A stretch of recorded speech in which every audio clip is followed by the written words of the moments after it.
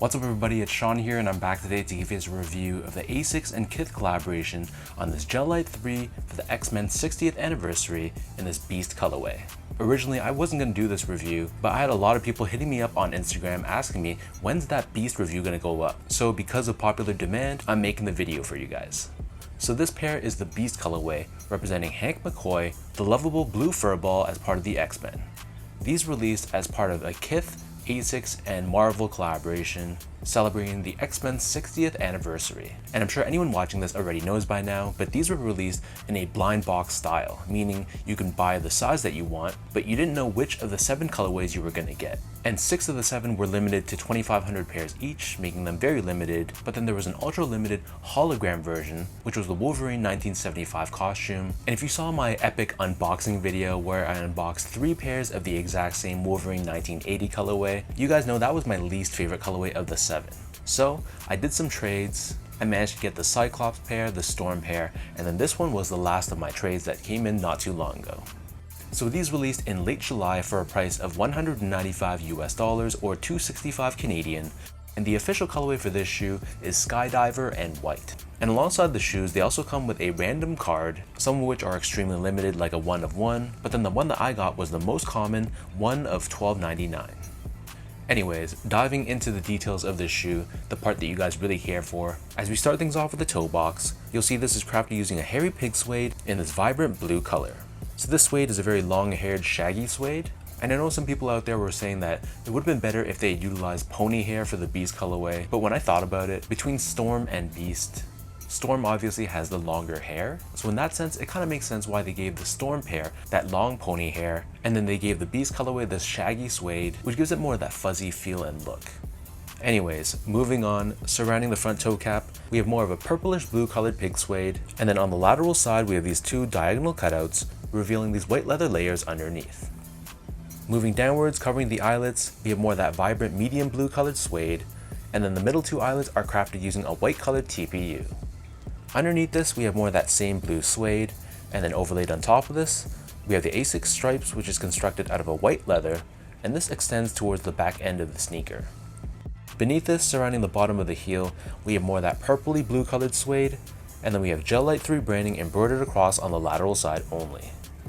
Above this in the middle, we have this reflective 3M layer in silver with gel branding in blue, and above this we have Asics branding embroidered across in this tonal blue finish. And then on the bottom of the heel, we have a blue colored TPU heel clip, which gives you added structure and support for the back end of the sneaker. As far as the laces go, so these come with 3 different lace options. The standard default lace, and the one that I prefer the most, are these chunky rope laces, which is done in a mix of blue and white. However, they also give you 2 extra flat laces, one in blue and one in white. Beneath the laces, we have that signature split style tongue, just like any other Gel-Lyte 3. So this is covered in this blue colored nylon material, and embroidered on the lateral side of the right foot, we have Ronnie Feig's last name, and then embroidered on the left foot, we have the X-Men logo. The interior of the shoe is covered in this white colored lining, and then as far as the insoles go, these come with a foam lined insole, and it's also covered in this white colored finish on the top. Stitched onto the right foot, we have Asics and Kith co-branding, and then on the left foot, we have the Beast word mark. The upper of these Gel-Lyte 3s sits atop the standard EVA foam midsole, which is painted in white on the back and the forefoot, and this cream hit in the middle. Incorporated within the heel of this EVA foam, there is Asics gel technology, which helps with impact protection and shock absorption. And then finally, turning this pair over to the bottom, nothing special here, this is your typical Gel-Lyte 3 outsole, and in this case, it's entirely constructed out of a black colored rubber. So that breaks down the look and the construction of this pair, and for those wondering about sizing, to me, this is a very interesting fitting shoe because technically this is the Gel-Lyte 3 07 Remastered. What I mean by that, for those who aren't familiar with it, basically Ronnie Feig and Asics worked together to retool the shape and the look of the Gel-Lyte 3 to make it look closer to how it looked in 2007, which was the very first year that Ronnie Feig and Asics collaborated together. So this remastered shape of the Gel-Lyte 3, generally speaking it fits true to size, but it is a snug fitting shoe, specifically around this midfoot area where the flaps of the tongue close. So the length and the width of the toe box was fine, I just had some issues closing up the tongue, meaning it exposed the socks that I was wearing underneath right down the middle. So I know a lot of people prefer to go up a half size, but I find that if you have a high instep or just a very wide midfoot, going up half a size won't even solve that issue of closing up the tongue. It's just going to leave you with extra room lengthwise, and it still will show your socks down the middle. Moving on to the comfort of this shoe, so the Gel-Lyte 3 in my opinion is an extremely comfortable casual use sneaker. There's something about the EVA foam that they utilize. It feels very soft, plush, and it feels great underfoot, even though technologically speaking it's a pretty basic sneaker.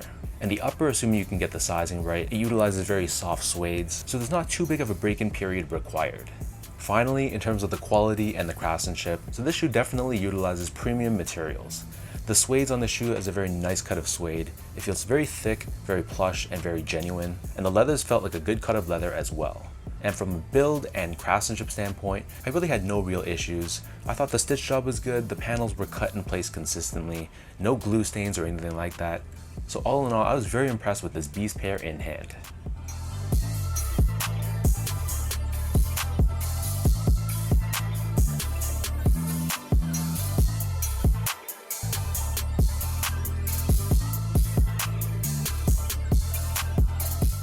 So with all that out of the way now, let me toss these on feet. I'll lace them up for you and I'll show you guys how these look.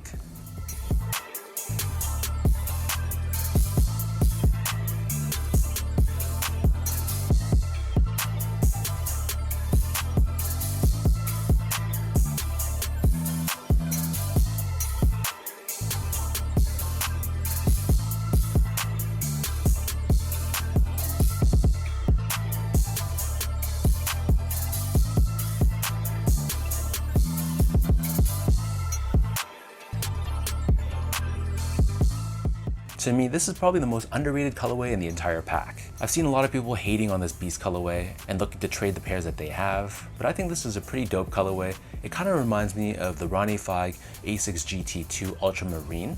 It sort of has a similar vibe to it, and I think it makes this shoe a pretty wearable pair in the collection.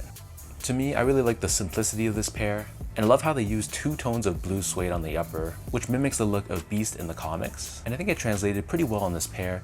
Maybe it was missing some black, and it would have been nice to see a little bit of yellow and red to pay homage to his belt, but I'm just nitpicking at this point. For what we got, I'm pretty happy with the end result.